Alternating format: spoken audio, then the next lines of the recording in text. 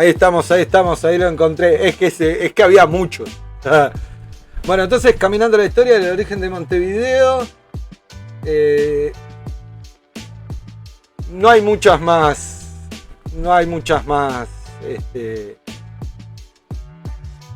Especificaciones. Más que caminando la historia del origen de Montevideo. Recontra, vamos a verlo. Gaby, hermana, cuando quieras. Te amo, gracias por venir, estar. Te adoro mucho, mucho, mucho. Vamos con esto, esperen que acá Sucutrule. Porque bueno, me río del Sucutrule de...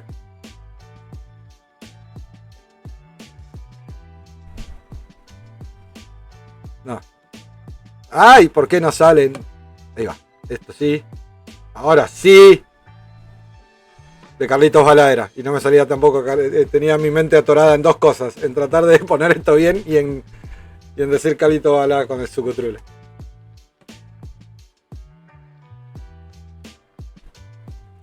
Vamos de una.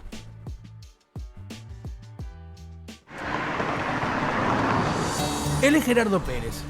De niño soñaba con ser jugador de fútbol y trabajar vinculado a la historia y a la comunidad. Esa voz. Mirá la de Huracán que te amo, llama con el corazón entero y el alma. De más grande, el futbolista quedó en el banco y Gerardo saltó a la cancha de la Facultad de Comunicación y al profesorado de Historia en el Instituto de Profesores Artigas. Gabriel Chirichi pudo ser un gran actor. Pero usted me mata el punto, compañero. Pero las charlas con su abuelo, los libros de historia y la influencia de su familia docente lo pusieron en el IPA a mediados de los 90. Y yo soy Yamandú Cardoso. Entre la niñez y la adolescencia dije un montón de veces que de grande sería camionero o profesor de historia o las dos cosas. Pero me volví murguista con Agarrate Catalina. ¡Se soltaron los relojes! Y recorrí mi país y el mundo trepado a sus alas. Te amo, Yamandú, con la vida. ¿Están subiendo cine uruguayo a YouTube?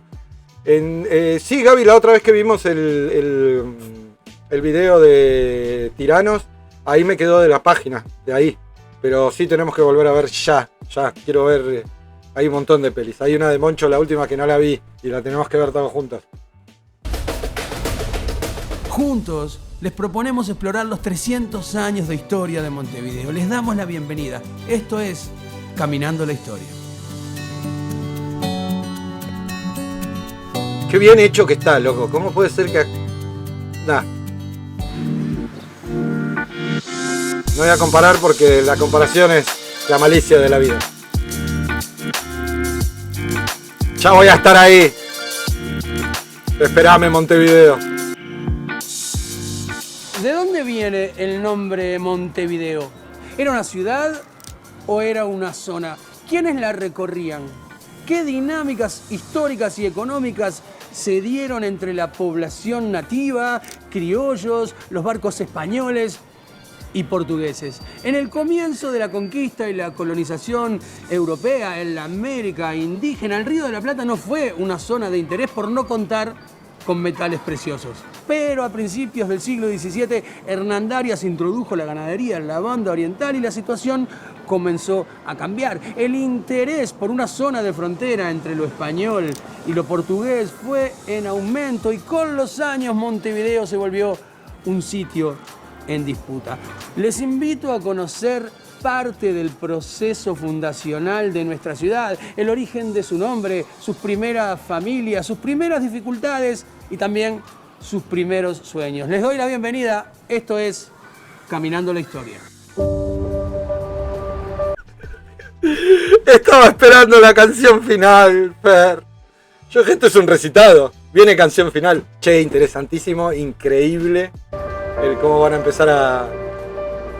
El nombre de nuestra ciudad, Montevideo, está cargado de historia y de hechos que de alguna forma nos hablan de otro tiempo, de un tiempo en el cual estas tierras eran atravesadas, navegadas, recorridas por españoles, por portugueses, por franceses, por ingleses y habitadas por indígenas.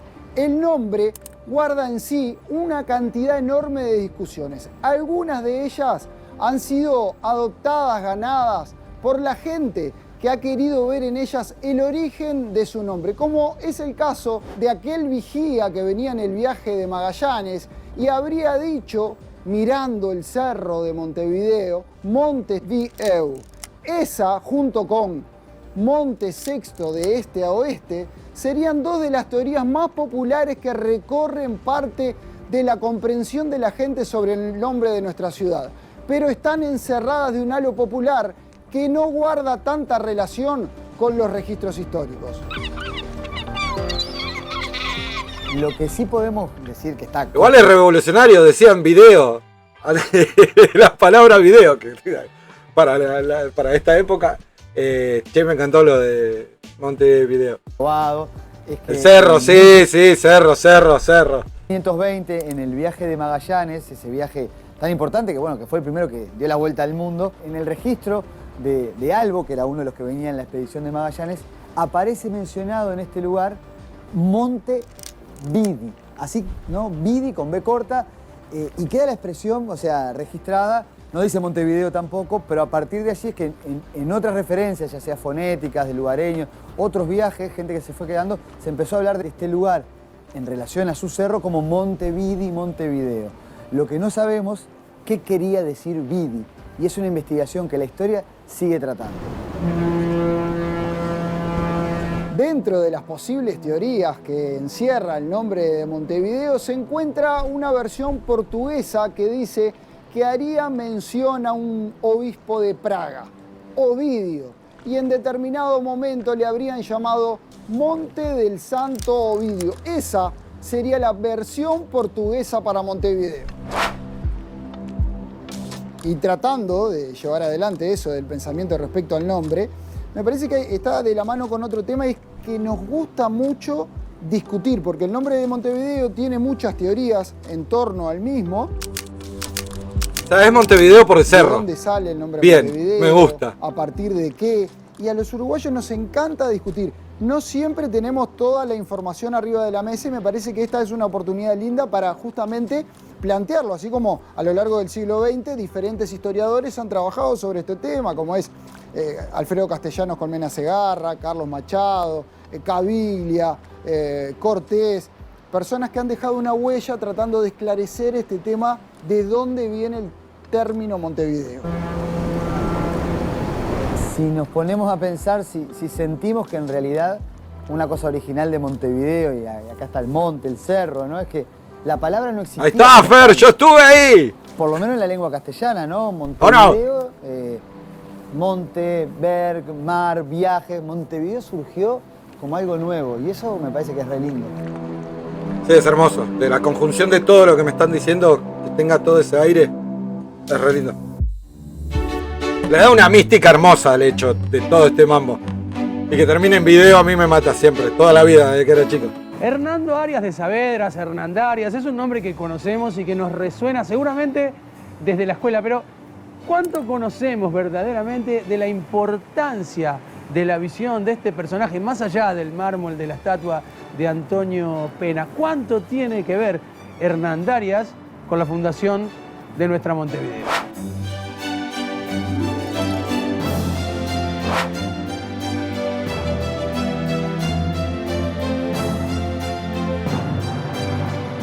Hernandarias es una figura que está muy vinculada a los... Perdón, voy a decir una pavada, pero amo que en esta toma el auto vaya para atrás y la bicicleta también. Nada, eso quería decir. Por acá pasa un auto y va para atrás. Lo amo, perdón. Y hay una bicicleta. Hernandarias es una figura que está muy vinculada a los orígenes de Montevideo. Parece increíble, pero casi un siglo antes de que la ciudad comenzara su proceso fundacional, Hernandarias, que era gobernador del Paraguay y fue el primer gobernador criollo, o sea, de los pocos americanos nacidos en nuestra tierra que tuvo un cargo de gobierno en la época colonial. Bueno, Hernandarias desde Asunción recorrió toda la región tratando de ver, bueno, las posibilidades fluviales, comerciales, económicas, para ir integrándola desde la Asunción del Paraguay hasta la desembocadura del Río de la Plata. Y en una carta que envió al rey en 1607, planteó la posibilidad de que Montevideo fuera un puerto y una ciudad comercial. Qué loco. Y por ubicación y demás es...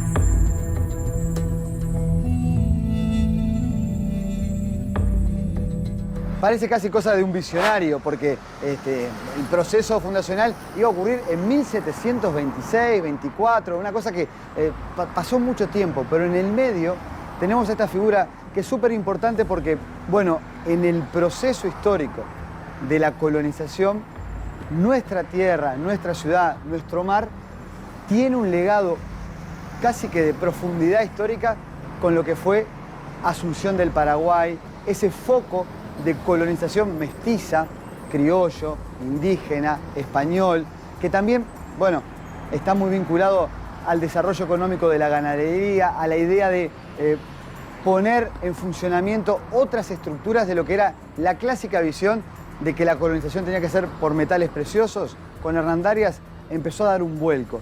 Y si bien no se fundó nada en ese momento, su carta y su idea de que acá hubiera una ciudad-puerto que conectara la tierra con el mar, es posible observarla como uno de los inicios en la larga duración de lo que es Montevideo.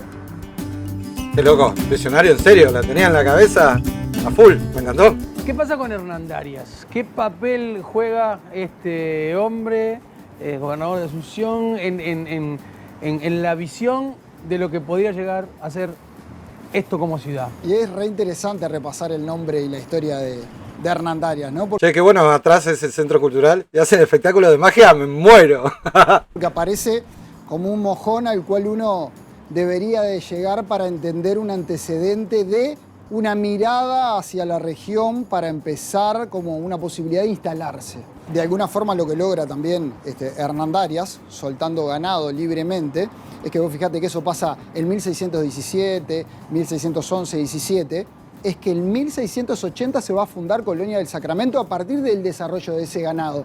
Y cómo se empiezan a 200 años. a convertir este espacio en vaquerías, en espacios ricos de cuero y carne, que es lo que hace empezar a circular muchos intereses que van a tener su lugar en lo que va a ser la banda oriental. Hernandarias, cerca de lo que son los restos todavía, vestigios de aquella ciudad colonial que nace para la defensa, también está planteado en la carta de Hernandarias al rey. Dice, fundar una ciudad pensando en defender lo que estaba pasando en la zona y teniendo este espacio como una frontera abierta con muchos peligros. Toda nuestra región, en realidad, había quedado dividida, por eso lo de la línea imaginaria, por un famoso, todo el mundo esto en la escuela lo vio, Tratado de Tordesillas, sí, donde esta zona correspondía formalmente a España, pero España no la había poblado, porque su foco, esto no es ni bueno ni malo, no pero su foco estuvo en México, en Perú, donde estaban las grandes civilizaciones metales preciosos. Y las fuentes de riquezas. Claro, ciudad, una ciudad. Qué loco esos mapas, un me tráfico encanta. comercial. Y esto había quedado en un confín perdido y que no tenía metales preciosos. Entonces, también en Hernandarias hay una cosa, para mí esto... Tierra sin ningún provecho. Claro, se decía así, no tenía provecho nada, ¿no? Y ahí hay algo como de, no sé, yo me imagino esos exploradores de la humanidad que van avanzándole tierras a las sociedades. Y Hernandarias tiene algo de eso, ¿no? Que lo vincula con, yo insisto, con nosotros en el presente, pero también con los pueblos que había en la época, con la región como un territorio que empieza a cobrar su propia historia, que termina en Montevideo, ¿no? Claro, tal cual, Fer. Pero re bien, 200 años de poner ganado y darle una vida real, digo, no es que tiraron las vacas y a los 50 años quisieron explotar todo. Se arraigó un montón. ¿Qué sabemos sobre el origen de nuestro nombre? Salimos a la ciudad a preguntar por qué Montevideo se llama Montevideo. Tengo la teoría de cuando ¿Dónde? era niño que iba a la escuela. Plaza Lafone. O sea, lo aprendí de la historia que me enseñaron. Es que cuando venían navegando, el vigía del barco dijo, video un monte, como que veía tierra. Por lo que he leído, creo que hay más de una teoría, ¿no? Hay una, creo que dice que cuando Bruno de Zavala localiza lo que sería después Montevideo, ¿no?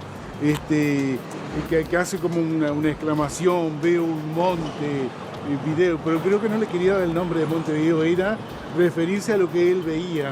Y creo que hay otras también, que todo está referido también con un monte. Alguien veía un monte y al hacer la exclamación de lo que veía, da como origen el nombre de Montevideo.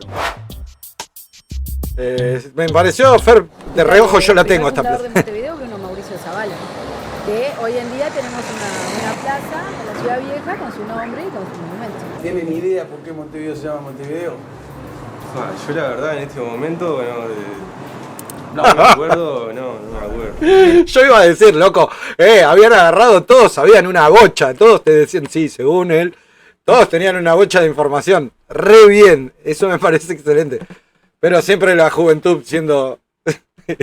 La expedición de y Magallanes. rompiendo en todo. El Cerro Montevideo. Bien, Mauro. Tiene que ver con Magallanes y con el cerro. Sí. ¿Cómo llega vos a conocer? Bien, Mauro. Y según me busqué en Google. Supongo que tiene que ver con la época Bien, Mauro. que colonizaron acá, en algún punto geográfico o algo que de esa época. Supongo que será por ese lado capaz. ¿Alguna figura importante que vos sientas que haya tenido que ver con la construcción de esta ciudad? No sé, Artigas. No, bueno, eso es... Acá yo no me quiero imaginar. Un marinero que miraba el mar desde el monte, como diciendo Montevideo. ¿Por qué pensarías vos que Montevideo se llama Montevideo, esa palabra? ¿Qué querría decir esa palabra con ese sonido tan particular? Por considerar yo y pensaba, y bueno, monte de algún monte tenía que ser. Después lo que resta ya no, me quedaría como la duda. Sí, el video es el mambo. Qué pregunta, ¿no, Chan? Si era Monte VHS, también. No se me ocurre nada. Está bien, ahí agarraron a otra que estaba totalmente sin recursos.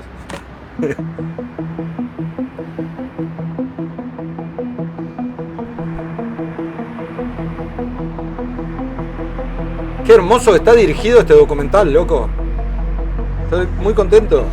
Parece hermoso. Tengo a mis espaldas a los profesores Gabriel Kirici y Gerardo Pérez para que nos cuenten un poco el papel de Bruno Mauricio de Zabala y sobre todo para comenzar a entender cómo empezamos a hacer esta ciudad que hoy somos. No perdían el tiempo, estaba Llama grabando adelante y los demás grabando atrás. Bruno Mauricio de Zabala es una figura realmente impresionante. Cuando explorasen los datos, Zabala fue el gobernador que más tiempo estuvo en el Río de la Plata, en la historia del Río de la Plata. En 1717 lo enviaron de España para acá y estuvo hasta 1735. Varió algunos cargos incluso, pero fue quizá la principal figura de todo aquel inicio del siglo XVIII, porque antes, además, había estado peleando en la Guerra de Sucesión, que fue como la guerra mundial del siglo XVIII, y había tenido muchos méritos militares, incluso, bueno, en un sitio, el sitio de Lérida, Zabala perdió el brazo, por eso, bueno, era medio famoso porque andaba con un brazo colgado de bronce que le habían obsequiado en mérito a sus desempeños militares, pero bueno, llegado acá al Río de la Plata... Tenía un brazo como el de el de Marvel, hay uno que se llama Soldado de Invierno, pero... ¿Cómo que tenía un brazo de bronce? Es una bocha eso, es un montonazo, un montón. Zabala tenía como dos grandes temas. Por un lado, desde la perspectiva española, controlar a los portugueses de Colonia, y por otro, sacar a los franceses que estaban en la zona de Maldonado. Y Zabala no solo corrió a los franceses y frenó a los portugueses, sino que terminó iniciando el proceso fundacional de Montevideo y además controlando dos levantamientos que hubo en Asunción de los comuneros, que era como una movida de los pobladores criollos españoles de allá del Paraguay, y siendo la figura predominante de la política colonial en el Río de la Plata. Por eso su nombre está asociado a nuestra historia más moderna. No. Necesito un documental entero de Zabala. Ya entiendo todo esto.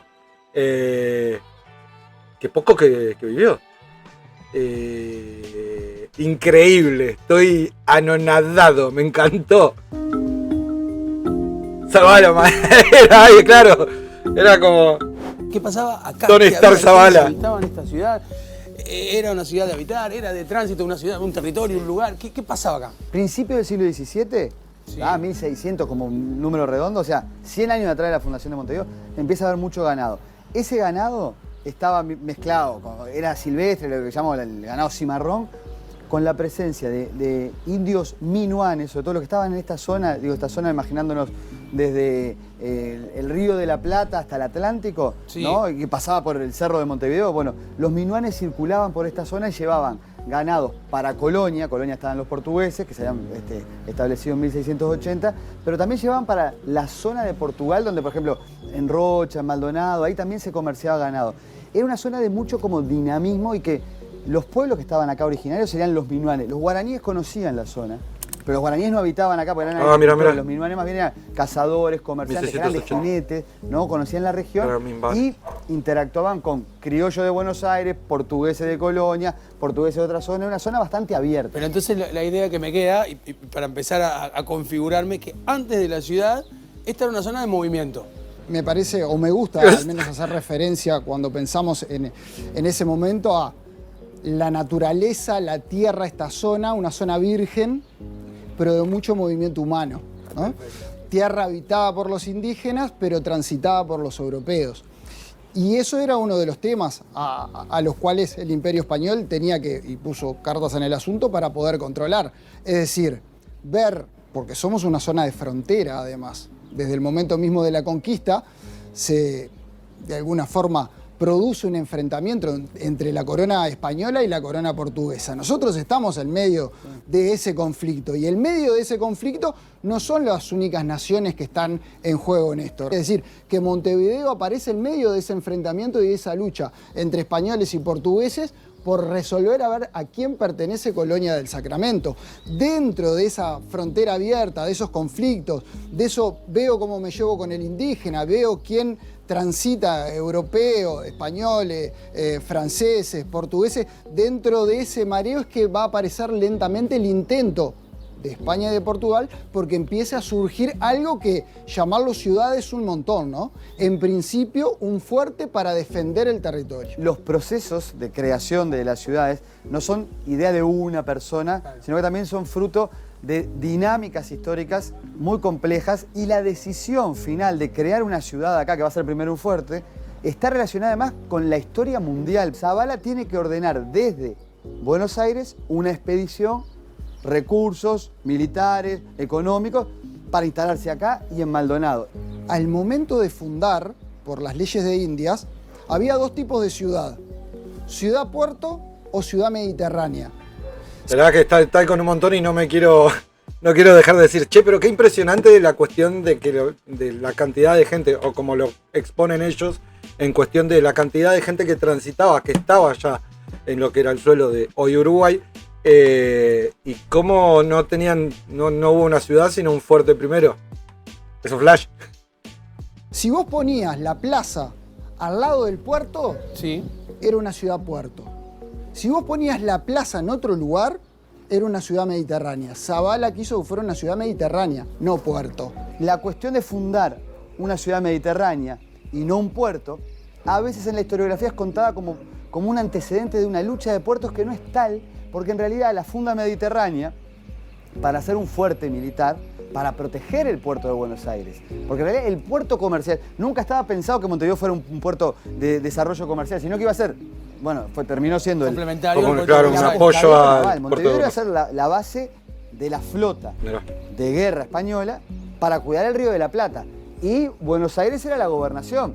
Es una, digamos, esto a veces en el ego del relato histórico, bueno, es una ciudad subsidiaria a los fines militares. Claro, con fines militares, una locura. Para plaza, lo pacífico que es Uruguay. Y hasta por los caramelos. El apellido Zabala está directamente... Ahí está el caramelo Zabala que me decían. No sabía que este apellido tiene una historia muy importante, tan importante como la de su propio rostro. ¿Vos sos un adictivo? Difícil de pelar, es lo que tienen, pero... Ahí está lo que me decía Sisa. Mauricio de Zabala, por eso tenía un brazo de bronce. Alcalde de campo militar del rey y caballero de la Orden de Calatrava, fue designado gobernador de Buenos Aires para proteger tierras españolas en la disputa con Portugal. A lo largo de sus años como gobernador de Buenos Aires, Zabala recibió varias cartas de la corona española con la orden explícita de que viniera y fundara un fuerte militar en la zona. La cosa, la verdad, se le había demorado un poco hasta que el práctico del puerto, de apellido Gronardo, le avisa a Zabala que él mismo había visto campamentos portugueses en la zona. Entonces Bruno Mauricio junta todos los barcos militares que había en Buenos Aires, agarra barcos comerciales y les pone cañones, manda un destacamento por tierra, firma su testamento por si la batalla se ponía picante, se viene por mar él mismo a echar a los portugueses y a fundar Montevideo. Años después, cuando Montevideo se dispone a rendir homenaje a su fundador con alguna hermosa obra de arte en su honor, aparece un pequeño detalle a solucionar. El rostro de Zabala no había sido retratado en vida por nadie de la región. Entonces las autoridades solicitan a Europa que nos manden una fuente, una imagen sobre la que apoyar las futuras obras de arte en homenaje a Zabala. La fuente llegó, las obras se hicieron y hoy tenemos monumento, plaza, retrato y caramelos. Todo el mundo contento. Pero el historiador Orestes Araujo... Está bien, pero pará, entonces es con una cara que dijeron, esta es la cara de Zabala, listo, ok. Siguiendo el rastro de aquella fuente, descubrió que la fuente, que el retrato en el que nos apoyamos para recuperar toda la iconografía de Zabala, ese retrato no era más que un retrato de uno de los tres mosqueteros, sí, la obra de Alejandro Dumas. ¡No! ¿De cuál es D'Artagnan? Es buenísimo. ¡Ay, es buenísimo! Es buenísimo. Jamás me vi venir esto. Es buenísimo. ¡Ay, no me entra en la cabeza! Es un datazo, es increíble. Uno para todos. Yo qué sé, está parecido. D'Artagnan, Melchor, no, eso eran los tres reyes. Es buenísimo. Me encanta, es una locura. La profesora Daniela Tomeo, desde la perspectiva de la historia del arte, la arquitectura y el urbanismo, nos habla de la aventura y la desventura de crear una ciudad desde la nada.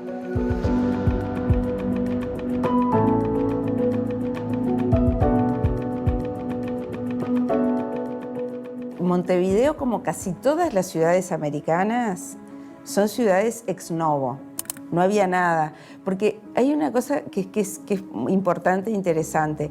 Los pueblos, las culturas que vivían acá en el Río de la Plata no tenían ciudades. Hay que tener una fuerte voluntad y hay una carga de utopía, ¿no? O de imaginación. Porque tú tenés que hacer algo en donde no hay nada. Y eso en general en la historia no es la única vez que sucede, ¿no? Los romanos se pasaron haciendo ciudades en donde no había nada porque era la manera que tenían de controlar los territorios, lo mismo que hicieron acá los españoles y los portugueses. Pero también es cierto que muchas ciudades se fueron construyendo, inclusive acá en América, Tenochtitlán ya existía, Cusco ya existía, ¿no? Acá es a pura imaginación. Había normas y las normas ayudaban, ¿no? Primeras construcciones. Claro, porque se me acaba de atravesar, pero claro, son 300 años. Está hablando de Tenochtitlán, allá que es México, y de más acá que todo contemporáneo. Claro. Los materiales que había eran adobe, cuero, y después eran asentamientos. Era algo muy desolador, si lo pensamos, muy poco heroico, muy poco también, de nuevo, ¿no? En nuestro imaginario, ¿no? La gente llega, funda y las ciudades prácticamente que aparecen al poco tiempo, pero pasaban décadas. Pensá que si el proceso empieza en 1724 y en 1730 se establece el primer cabildo, una de las cosas que siempre dicen es que el problema para que se instale el cabildo es que el cabildo tiene que funcionar en un edificio de piedra. Y no había edificio. Entonces empezó a funcionar en una casa que era de piedra, pero era la casa de piedra. Hay que a veces dejar de pensar en lo que nosotros vemos de la ciudad vieja y pensar en la aventura que era también para esos primeros pobladores, venir a la nada.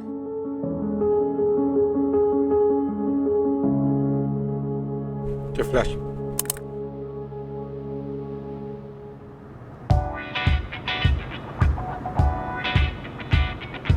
No, como está hoy es una locura, ¿no? Pero...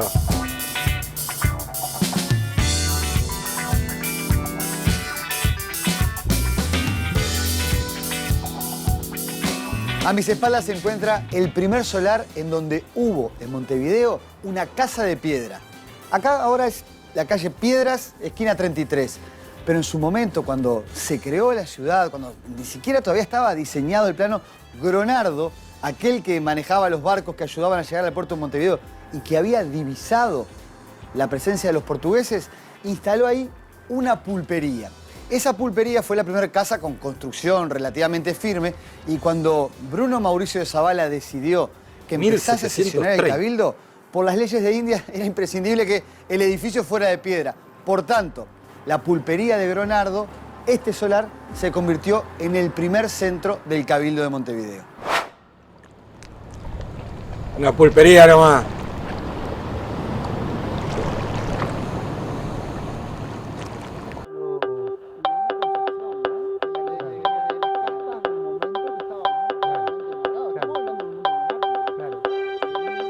Y una vez que empieza esta fundación o ese proceso fundacional, ¿quiénes llegan, cómo, de dónde y en qué condiciones? Tenemos un primer grupo de Buenos Aires que llega antes de va llegando, ¿no? Antes de 1726.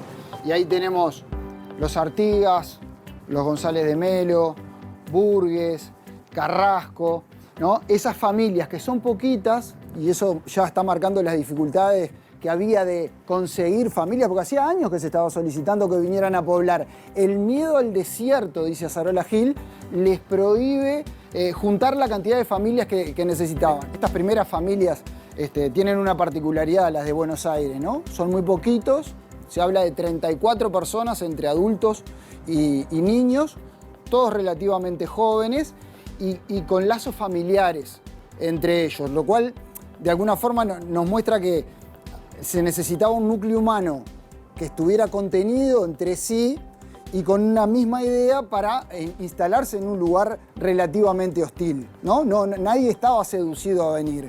Después hay otro momento que Azarola Gil habla de fundación orgánica, que es en 1726, cuando viene el primer viaje de los canarios. Vienen entre 13 y 15 familias porque no se pueden subir más familias a lo que eran aquellas embarcaciones. Porque la capacidad del transporte, digamos. Había 20 familias y dijeron, no muchachos, ustedes estas 5 familias no pueden subir porque no sé si llegamos. Claro. ¿Ah? Era peligroso.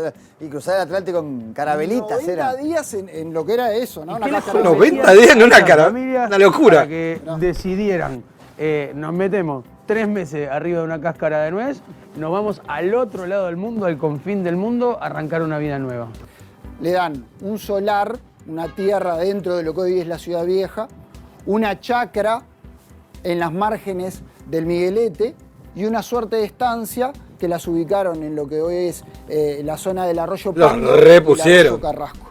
Comida, herramientas, ganado, un título todo de nobleza que era de los más bajos. Era llamarlos don. Hoy lo que le don Pedro, doña, ese era el título de nobleza que le daban en aquel momento, que para muchas personas significaba tener algo. El señor Don Timoteo. Ascenso social, exacto, de alguna manera. Y la gente que llega de Canarias, ¿qué origen tenía socioeconómico?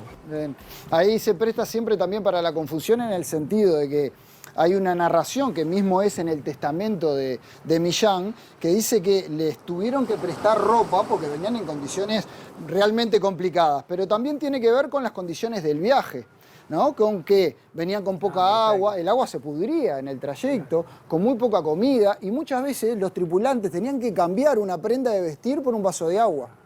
Entonces, cuando llegan en condiciones súper tristes. O sea, no es que necesariamente eran solo familias pobres. Exactamente, es decir... El viaje los empobreció, digamos. Al menos dejó una imagen a no la eran llegada. millonarios tampoco. No eran millonarios. Aunque algunos de la clase alta, me dijiste pero vos. eran grupos, eran de familias, algunos, distinguidas de Tenerife. Porque había un negocio entre la corona española y Islas Canarias que le llamaban tributo de sangre justamente... Cambio pobladores por comercio.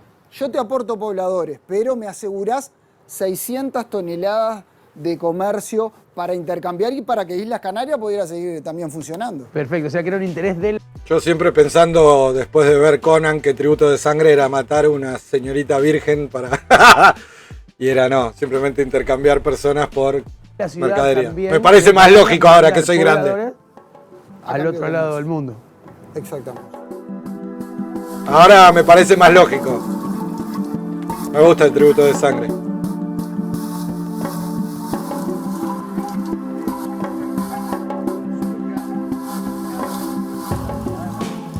Está increíble como lo hicieron en el documental. Cómo abordan los temas, cómo van de parte en parte. A través de la calle Isidoro de María llegamos a un personaje muy particular del siglo XIX. Isidoro de María fue un historiador, pedagogo, político, escritor que vivió un siglo con muchos cambios. Nació en 1815 y vivió hasta 1906, pero a su vez estuvo en contacto con protagonistas del siglo anterior, el siglo XVIII, aquel siglo que vio nacer a Montevideo. A través de esos contactos y del estudio de algunas fuentes y documentos, fue elaborando una serie de trabajos que llegan hasta nuestros días. Uno de ellos es el libro Tradiciones y Recuerdos Montevideo Antiguo. En él podemos encontrar una anécdota del siglo XVIII, del comienzos de aquella Montevideo que nacía. Refiere al año 1730, recién nacía el Cabildo. Y el Cabildo tenía un problema en particular, los perros cimarrones. En aquel momento los perros cimarrones atacaban a personas y ganados. Tenían acosadas a las familias que se estaban instalando en las chacras, en las márgenes del arroyo Miguelete. Por lo tanto, el Cabildo estableció que cada familia debía de presentar 2 perros muertos por mes. ¡No! Es así que en aquella zona, un afluente del arroyo Miguelete recibió el nombre de Arroyo Mataperros. ¡No, horrible! Podemos llegar a través de los escritos y de las crónicas de Isidoro de María. Bueno, por suerte los cimarrones siguen estando, ¿no? Por algo me llegó a mí, pero... En el Cabildo estuvimos.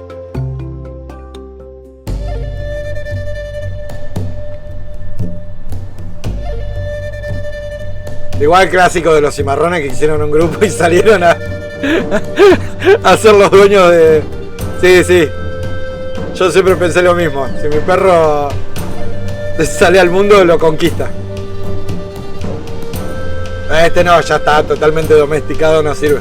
Va, más o menos. El territorio en donde se fundó Montevideo originalmente era un territorio de los indios minuanes.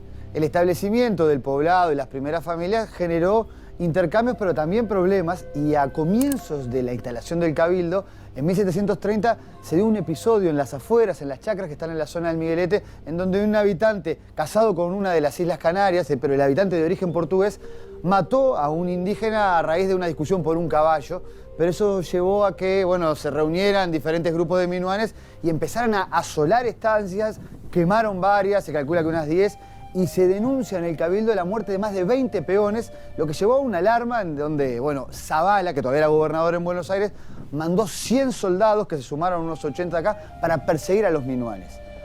Eso en la historia se conoce como la Guerra de los Minuanes y podría considerarse el primer episodio bélico de Montevideo. Lo que pasa es que ese ejército que mandó Zavala fue derrotado por los minuanes y se sintió como una situación de asedio, de alarma, como que la pequeña y nueva ciudad estaba acorralada por los indígenas locales. Entonces, lo que ocurrió fue que a través de un contacto con alguien que ya vivía en la campaña, que era de tierra adentro, que además tenía vínculos con los padres jesuitas, porque es interesante ver esa diversidad donde la religión, los habitantes de campaña, las misiones, también conocían a los habitantes originarios. Bueno, ellos empezaron a hacer como una suerte de diplomacia para hablar con los caciques, los 5 caciques minuanes aceptaron que fuera con ellos a vivir alguien de Montevideo y el Cabildo nombró al abuelo de Artigas, a Juan Antonio Artigas, que era alcalde de la Santa Hermandad, una suerte de jefe de policía de la ciudad. El abuelo de Artigas se fue 15 días a vivir con los minuanes.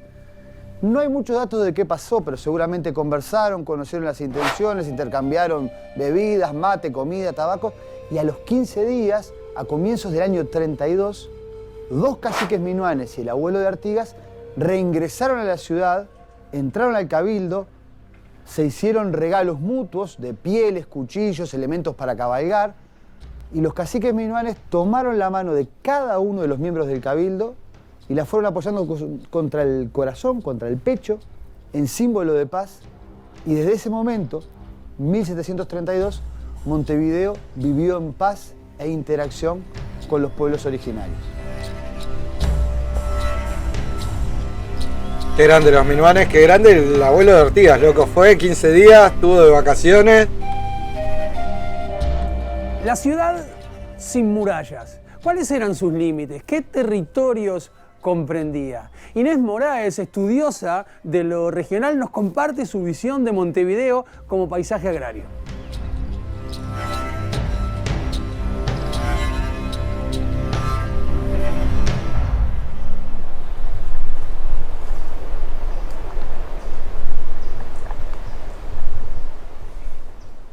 Qué hermoso se ve la ciudad de arriba, ¿eh?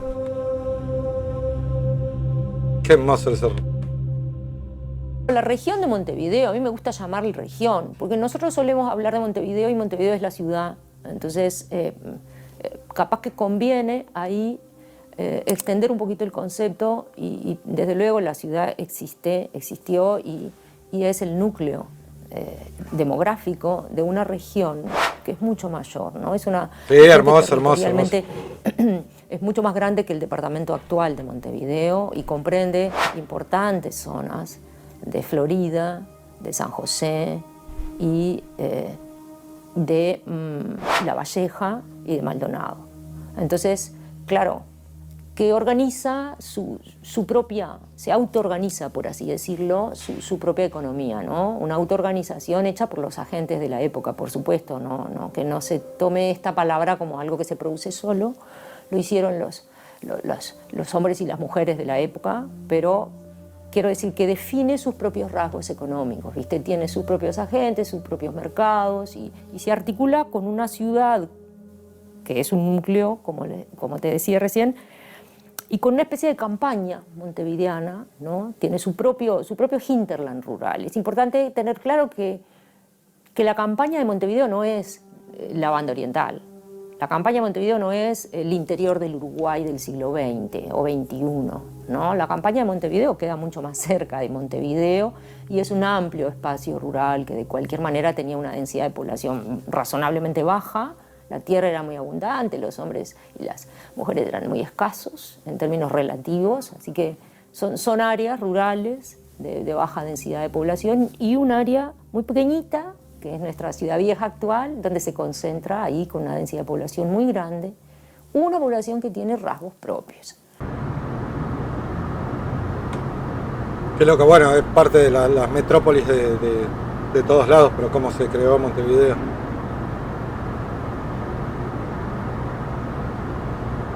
Hermoso.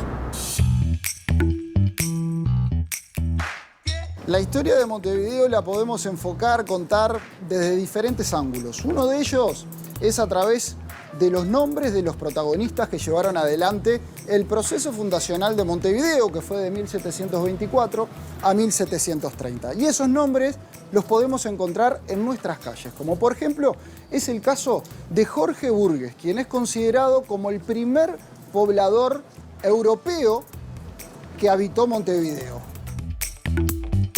Una bocha encontrar el primero. Cuando en el año 1726 Pedro Millán comenzó a empadronar aquellas primeras familias, el primer nombre que aparece es el de Jorge Burgues, que de él solamente llega hasta nuestros días su firma, porque no tenemos absolutamente ninguna imagen que lo recuerde.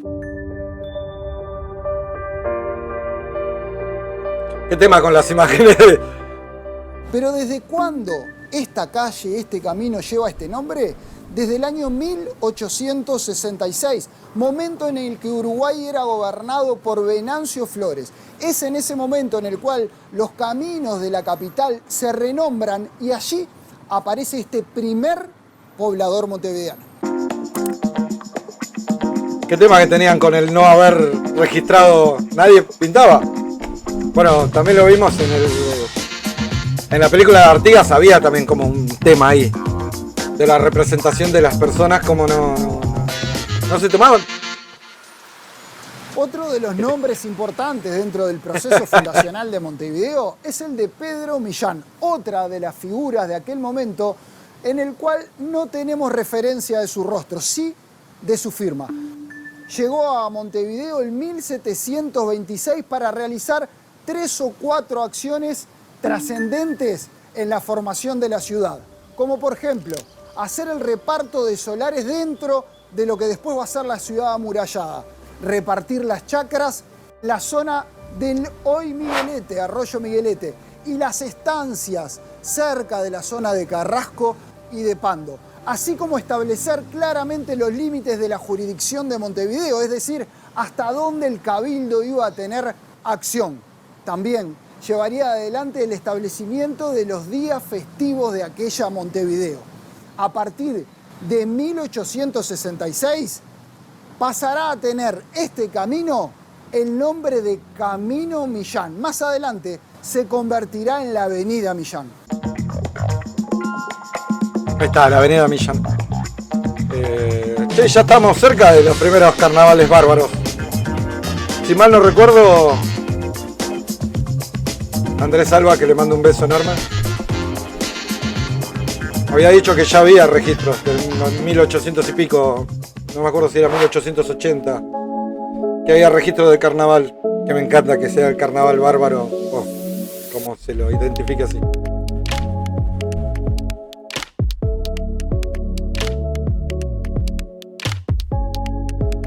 Qué grande el cerro, qué ganas de estar ahí.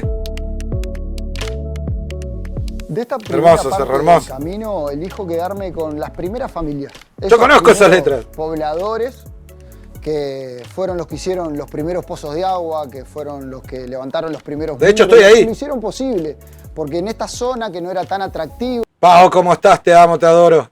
Justo llegaste para ver el cerro. esta zona desierta para ese poblador europeo, ellos fueron los que dieron los primeros pasos. Y en esas primeras familias, en esos primeros pobladores, elijo poner la mirada. Sí, claro. Montevideo tiene esa cosa como de, ahora que la recorrimos un poco en sus inicios, ¿no? 300 años de una región que tenía un nombre que no existía, que era recorrida así por minuanes, por esclavos Qué hermoso frustrados, por ser. guaraníes, criollos, portugueses de Buenos Aires, pero que se empezó a integrar, ¿no? Es decir, desde esos pobladores, el puerto, el cerro, la tierra, una nueva sociedad de la que somos sus descendientes, ¿no? Y que es lindo conocerla, ¿no? ¿Vos qué te llevas, Llama? Bueno, un montón de cosas aprendidas, cosas que no conocía, pero me sigue resonando mucho el concepto que maneja Tomeo de la ciudad ex novo, que a veces no lo tengo tan en cuenta. Una ciudad construida de la nada, desde cero. Y a partir de ahí me puse a pensar en el camino hasta acá y en las ciudades, cómo las conocemos hoy, cómo las habitamos hoy, y en el misterio de por qué pertenecemos o nos sentimos que pertenecemos a tal o cual ciudad en el mundo, por esa cuestión de la suerte. Y en eso pensaba en una retirada de la Catalina que hicimos en el año 2010, que acaba diciendo, cada ciudad es un montón de piedras y de sueños. Y en eso, en qué es lo que nos une hoy a las personas con las ciudades. Ahí está. Llama siempre tenía que tirar así. Es un montón. De piedras y de sueños. Che, está buenísimo. Cada ciudad. No, está buenísimo, está buenísimo. Es un Hermoso, hermoso, hermoso, hermoso, hermoso, hermoso. de hormigón. Qué grande con la Cata. Che, está buenísimo el documental. Estaba increíble.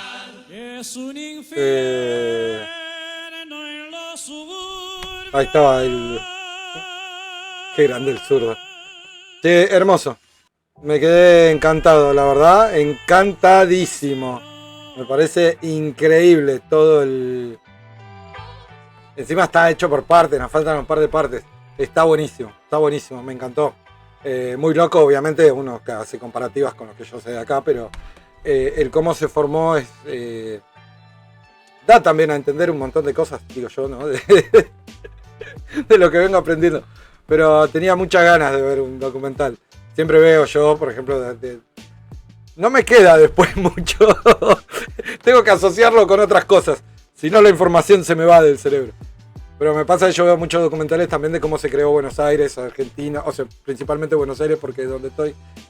Y a esta comparativa con Montevideo es muy loco porque es parte de todo, de cómo se hizo acá la ciudad, cómo ha hecho Montevideo, me encanta. Es muy singular cómo todo el origen, toda la vuelta es tan parecido, pero es re diferente en un montón de cosas. Lo de los tres mosqueteros es lo mejor. Encima Lázaro tenía un brazo de bronce. Estoy anonadado, loco, no puedo creer. ¿Cómo que tenía un brazo de bronce? Es una bocha, es un montón. Tenemos que ver un documental porque aparte no vivió mucho. Se vi que decía 1717 a 1735. ¿Está bien? ¿Qué vivió? Sí, nada. Bueno, o ahí. Sí, claro, sí decía 1717, yo me acuerdo. A menos que hayan puesto mal el 17 y era 1707. A 1000... No, pero vivió poco, pero ¿cómo vivió? Con brazo de bronce, estoy muy contento. Espero poder ver pronto ya los otros capítulos.